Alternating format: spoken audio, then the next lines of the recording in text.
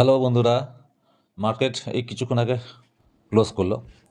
বন্ধুরা আমি আরেকটা ভিডিও বানিয়েছি যেটা লাইভ রেকর্ডিং করেছি, লাইভ ট্রেডিং, ঠিক আছে? লাইভ মানে অ্যানালাইসিস করেছি সেই ভিডিওটা, সেটার সাথে দেখছি কি করা যায়। হ্যাঁ, এটা আমি একটা ভিডিও বানাচ্ছি।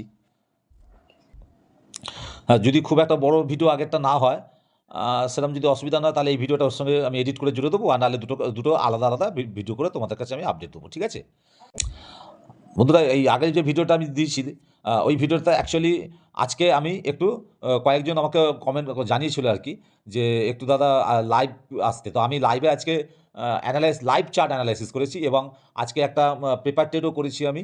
মানে লাইভ চার্ট অ্যানালাইসিস করতে করতেই আমি কীভাবে ট্রেড নিচ্ছি, কীভাবে অ্যানালাইসিস করছি, কোন লেভেলে নিচ্ছি, কোথায় এক্সিট করছি, এই সমস্ত কিছুটা আমি লাইভ রেকর্ডিং করেছি বন্ধুরা। একটু বড় হয়েছে, কিন্তু আমি রিকোয়েস্ট করবো অবশ্যই ভিডিওটা দেখো, আশা করি তোমাদের কোনো কাজে লাগতে পারে। তো চলো আজকে ভিডিওটা করি, ডেলি ভিডিও যেটা আমি করি বিকেলের দিকে আপডেট দিই। হ্যাঁ, সেই ভিডিওটা আজকে করি, ডেলি চার্ট অ্যানালাইসিস আজকে। আর দেখেছো তো তাহলে কী হলো, আজকে নিফটি পুরো বুম করে দিল। ডেলি চার্ট অ্যানালাইসিস করছি, দেখো ডেলি টাইম ফ্রেমে আছে, নিফটি আজ বুম হয়ে গেল।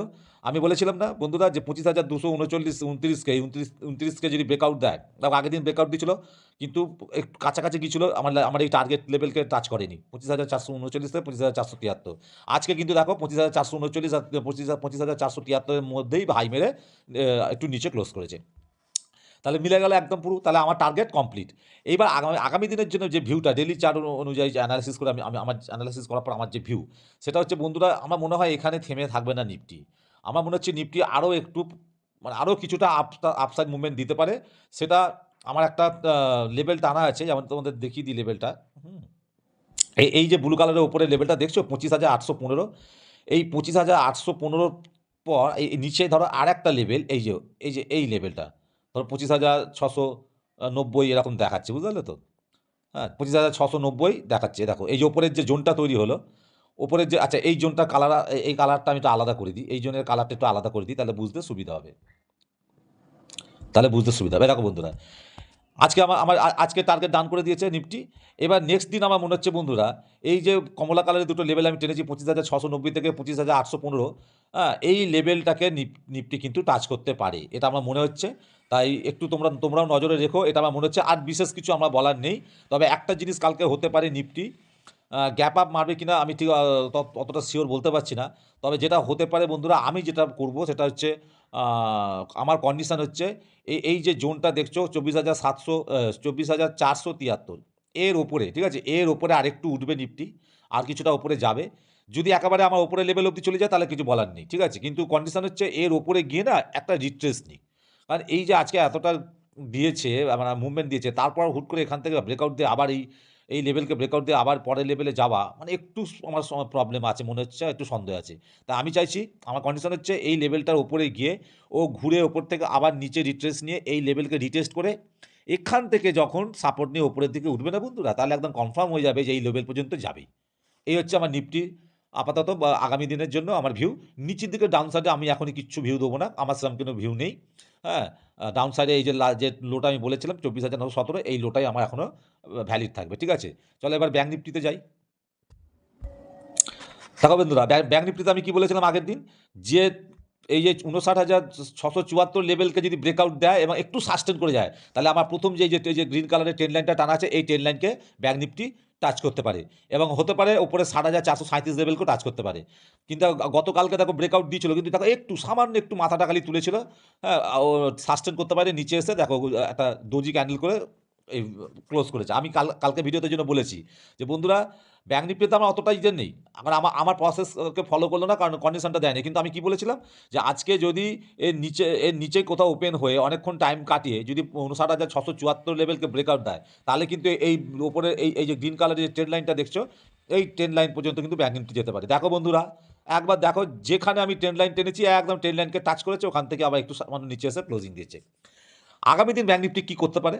আগামী দিন একটা জিনিস হতে পারে বন্ধুরা, যদি ব্যাঙ্ক নিফটি আবার ওপরে এখন না যায়, যদি না যায়, তাহলে ও এখান থেকে আবার এই 59,674 যে আছে না, এই লেভেলটার আশপাশ কিন্তু ব্যাঙ্ক নিফটি আবার আসতে পারে, আসার চান্স আছে, ঠিক আছে, আসার চান্স আছে। কিন্তু কিন্তু আমার কন্ডিশন হচ্ছে আপসাইড ও তখনই যাবে, ৭,৪৩৭ ও যাওয়ার সম্ভাবনা তখনই হবে আমার কন্ডিশন অনুযায়ী যদি ট্রেড করে। কন্ডিশনটা কি? না এই যে এই যে ট্রেন্ড লাইনটা আছে না ব্যাংক নিফটিকে এই ট্রেন্ড লাইনের উপর ক্লোজ করতে হবে, ঠিক আছে? এই ট্রেন্ড লাইনের উপর একটা ক্লোজিং দিতে হবে ডেলি চার্টে। ক্লোজ দেওয়ার পর ওপর থেকে আবার নিচের দিকে এসে ট্রেন্ড লাইনকে সাপোর্ট নিয়ে, ঠিক আছে? রিটেস্ট করে এখান থেকে যখন ও আবার উঠবে তখন না এই ৭,৪৩৭কেও ইজি ছুঁয়ে দেবে বা এটাকেও ব্রেকআউট দিয়ে দিতে পারে। এই হাইটাকেও ব্রেকআউট দিয়ে দিতে পারে। কিন্তু কন্ডিশন কি? না উপরে একটা ক্লোজিং দরকার, ব্রেকআউট দরকার। ব্রেকআউট হয়ে ক্লোজ করতে হবে, ঠিক আছে? ক্লোজ করার পর একটা রিট্রেস নেবে, রিট্রেস নিয়ে এই গ্রিন কালারের ট্রেন্ড লাইনকে সাপোর্ট নিয়ে আবার এখান থেকে উঠলে তবে এই ৭,৪৩৭ লেভেল পর্যন্ত যাওয়ার সম্ভাবনা আছে ব্যাংক নিফটির ক্ষেত্রে। ব্যাস এই ব্যাংক নিফটির আজকে আমার এই ভিডিও, আগামীকালের জন্য এই ভিউ রইল। তবে হ্যাঁ, খালি মাথায় রাখতে হবে এক্ষুনি আমি খুব বিরাট একটা কিছু কোনো মানে ডাউন সাইড দেখছি না। ওই ডাউন সাইড সম্বন্ধে আমার এখন কিছু বলার নেই। আপসাইডেরই মুভমেন্ট আছে। আপসাইডেরই ভিউ মনে মনে হলো বলে আমি আপনাদেরকে আপসাইড ভিউটাই বললাম। ডাউন সাইডটা এখনো ধরিনি। তবে হ্যাঁ, একটা কথা কি, ডাউন সাইডে আসতে গেলে ওকে এই যে ৫৮,১২০, ২১ এই যে লেভেলটা এর নিচে আসতে হবে। এর নিচে যতক্ষণ না আসছে এবং নিচের এই কমলা কালারের দুটো লেভেল আছে, আগের দিন ভিডিও বলেছি, এর নিচে যতক্ষণ না ট্রেড করছে, ডাউন সাইডে কোনো চান্সই এখন নেই। তো বন্ধুরা আজকের ভিডিওটা এখানেই শেষ করছি।